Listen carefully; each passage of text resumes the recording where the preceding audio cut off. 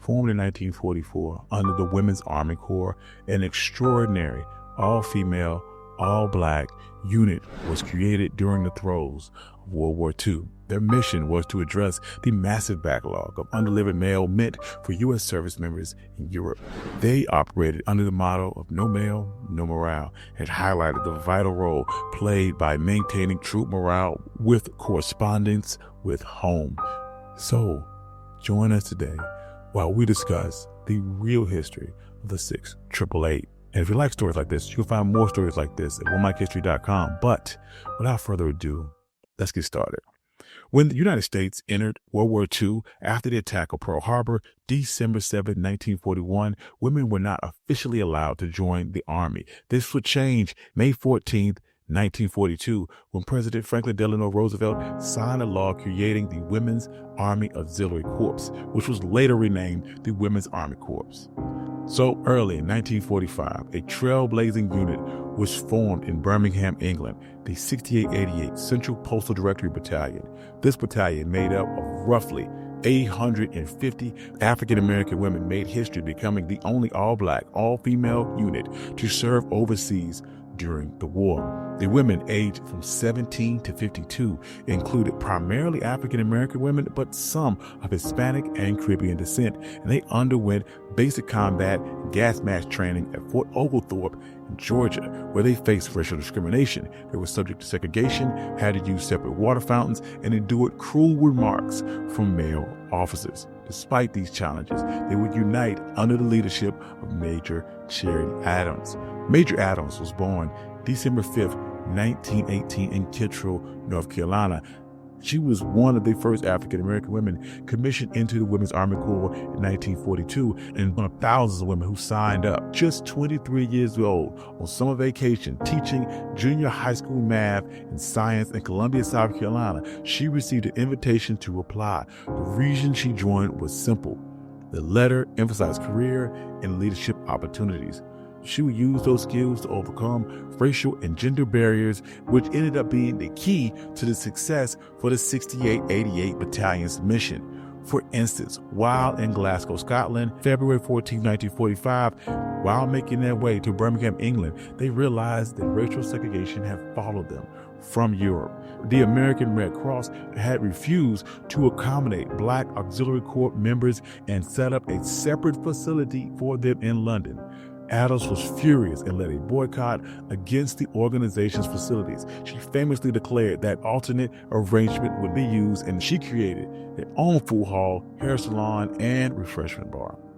Now, once they were in Europe, they were able to see the daunting task that faced them. There were at least 6 warehouses full of overflowing letters and parcels that had been neglected for 2 to 3 years in England and France. These facilities, often poorly lit and cold, stored bags stacked to the ceiling. Many packages contained spoiled food like cake and fried chicken, attracting mildew and rats. They had to find and sort the mail. The sorters would work under blackout conditions with windows covered with dark paint to keep them hidden from German forces. This led to frequent eye strain amongst the soldiers. The cold winter conditions also led to difficulties. Without heaters in the warehouses, clerks wore ski pants and field jackets to stay warm. So, to boost morale, the group would often travel into the city to go bowling or dancing or dine at local restaurants. Locals would even invite them into their homes for Sunday dinners, offering much needed comfort. This would lead to the battalion going beyond their duties and fostering goodwill and breaking down racial barriers within the communities that they were stationed. In addition to community engagement and social activities, the battalion came up with innovative solutions to manage their overwhelming workloads.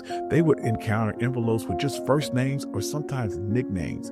So the battalion created a system using an index of 7 million cards with serial numbers to identify individuals with similar names. Working tirelessly, 3 8-hour shifts daily, the team was able to process 65,000 pieces of mail per shift. Although initially given 6 months, they were able to clear Birmingham's backlog in just 3 months.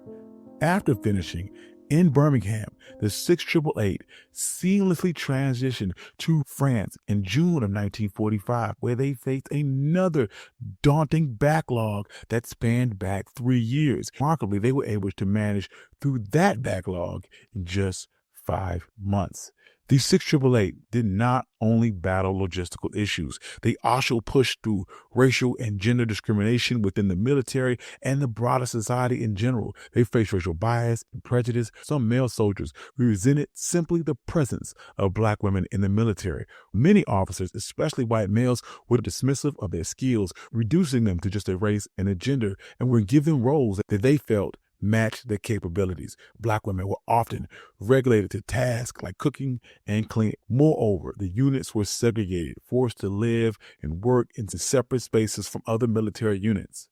Nevertheless, under the guidance of Major Adams and her leadership, they were able to accomplish their mission effectively, challenge these social norms, demonstrating the strength and capability of black women in the military.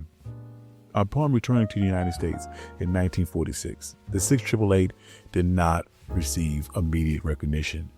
Over time, though, their contributions began to be acknowledged. In 2009, they were honored at the Women of the Military Service for America's Memorial in Arlington Cemetery. In 2018, a monument was dedicated to them at Fort Leavenworth.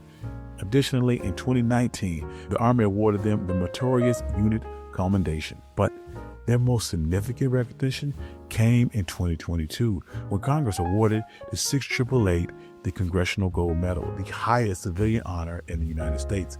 This was an overdue recognition of their invaluable service during World War II and their role in challenging racial and gender barriers in the United States military. At that time, only 6 members of the 6888 were alive to receive their medals, and as of December of 2024, only 2 members remain. The impact of 6888 during wartime was invaluable.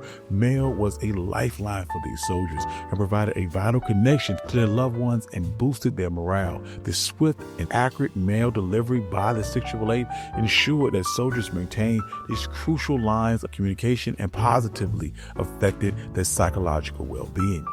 The 6888 also played a pivotal role in challenging racial stereotypes and social norms during a time when black people and women faced discriminations and doubts about their ability. The success of the 6888 broke down many of these barriers, demonstrated the capability of black women in roles traditionally held by men, emphasizing the importance of diversity and inclusion within the military. This success helped pave the way for greater acceptance and integration. Although full integration took decades, units like the 6888 laid the groundwork. Their contributions during World War II put pressure on policymakers and eventually led to President Truman's Executive Order 9988 in 1948, which desegregated the armed forces. The legacy of the 6888 Battalion continues to resonate today, inspiring service members and contributing to the advancement in military diversity and inclusion. Their story is a testament to overcoming adversity and breaking down barriers, and influences modern discussions about inclusivity in the armed forces, as the military now views diversity as a strategic advantage. The pioneering efforts of the 6888 reminds us of the value of diverse perspectives and the importance of equal opportunities for all, regardless of race. Thank you. I'm your host, Country Boy. This has been One Mic History and the real story of the 6888. If you like stories like this, you can find more stories like this at onemichistory.com. Additionally, I'd like to thank all my financial contributors. Without you, none of this could be possible. Peace.